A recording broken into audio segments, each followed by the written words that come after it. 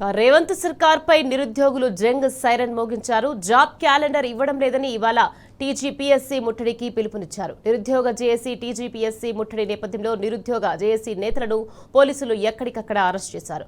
నిరుద్యోగ జేఏసీ నేత కొడంగల్ రవిని పోలీసులు అరెస్ట్ చేశారు. అక్రమ అరెస్టులతో తమ ఉద్యమాన్ని ఆపలేరని కొడంగల్ రవి స్పష్టం చేశారు.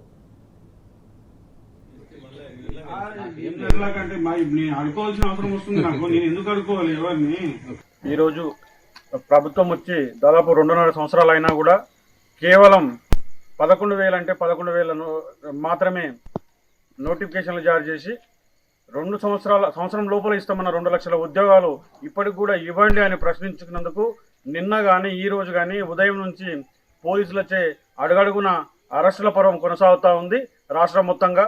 నిజంగా వీళ్ళు అరెస్టుల మీద ఉన్న శ్రద్ధ ఉద్యోగాలు ఇవ్వడంలో ఉద్యోగాల కల్పన మీద పెడితే బాగుంటుందని చెప్పేసి ఈ సందర్భంగా రేవంత్ రెడ్డి గారిని డిమాండ్ చేస్తున్నాను.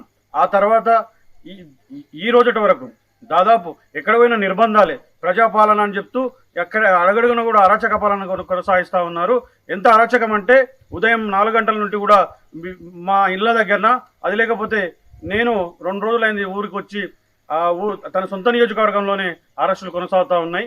ఆ తర్వాత ఇదే కాకుండా కూడా రూమ్ల దగ్గర, హాస్టళ్ల దగ్గర ఆడపిల్లలను చూడకుండా కూడా అరెస్ట్ చేస్తున్న పాపన పోతా ఉంది. ఇది నిజంగా ప్రజాపాలన అయితే మా యొక్క వాయిస్ మేము ఏదైనా అనుకుంటున్నామో మా యొక్క మాట్లాడే హక్కును కూడా ఈరోజు ఈ ప్రభుత్వం హరిస్తూ ఉంది.